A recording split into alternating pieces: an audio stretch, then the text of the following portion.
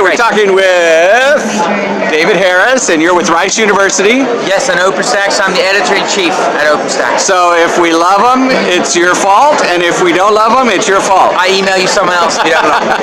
It's my his fault. There you go. Right. All right, so now a lot of people know about the OpenStax, so we're not really going to talk about that, but you're going to talk to us about something new that you guys were working on, and what is that exactly? Absolutely. So we were given a grant from Gates to develop next-generation courseware. And the whole theory behind this is that the way the students are interacting with the content is changing, and the student should not only learn from the book should learn from the student. Okay. So we're deploying in two phases. The first is Concept Coach, which I'll show you here in a second, that really utilizes principles from cognitive science, space practice, and retrieval.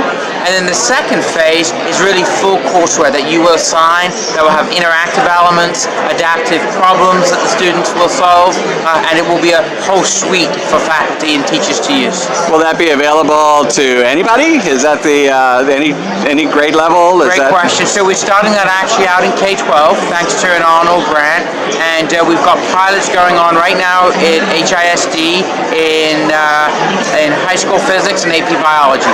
You know you can do stuff outside of Houston. You realize that. You know, we want to get it right before we send it outside. Well, then you don't want to start in Houston. I'm just telling you that if you want to get it right. So tell me a little bit about the courseware. What is that exactly? So what you're looking at here is the full courseware experience. Okay. Up here, this is the path for the student, how they journey through that material. Okay. And so this includes the interactive reading, calculation exercises. This would the arrow here would indicate an interactive video. Okay. And so it's really dynamic. We know that the students, they don't want to read page after page after page. They don't? No. So that's not just K-12 though. That's higher ed too. That's higher ed too, right? But the basic content's still very important. And one of our guiding philosophies on this is what we call return on effort. There are no shortcuts. If a student, if they're studying something, well, this is physics, they still need to put in the time, but if they put in 60 minutes, can we improve that 60 minutes for them? Can it be more productive? That's the goal. Okay. So how does it work? So let me show you how it works. So right now we're scrolling through the reading. Okay, this is the physics book? Yes. Okay. Okay. And then as they work through this, what they're given some questions that they need to answer. And these are sometimes open-ended questions, sometimes they're multiple choice questions, and this begins to form a profile for the student. Okay.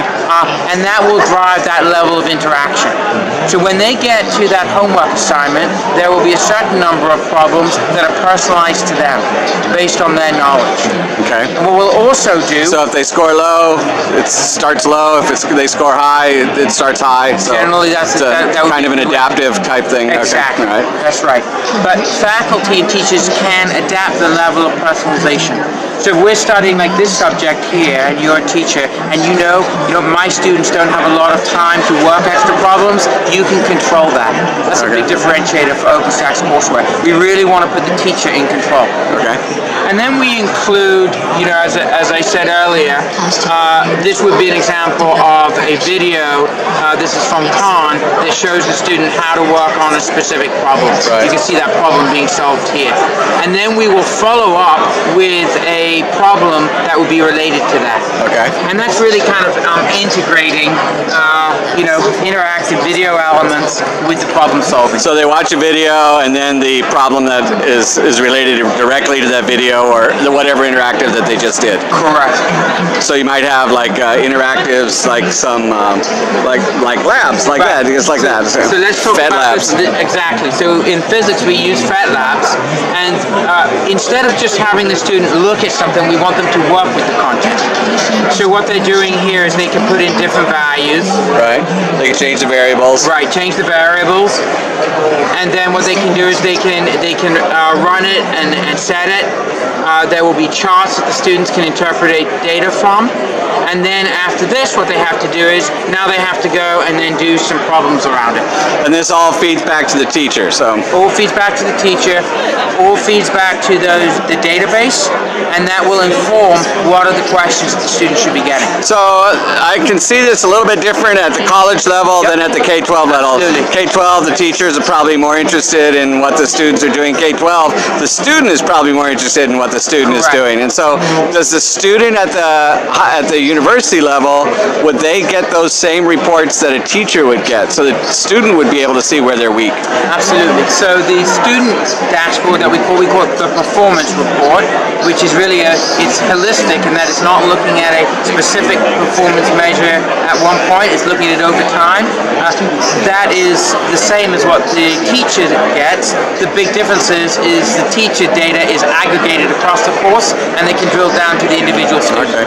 That's really interesting. So if, and I know that this goes on way beyond what our conversation is, but if somebody's interested in finding out more about this, who do they contact? You can go to OpenStax, go to info@openstaxcollege.org, and you can ask a question, and we will be sure to contact you. David, thank you for talking to us this afternoon. Appreciate it. Good luck with it.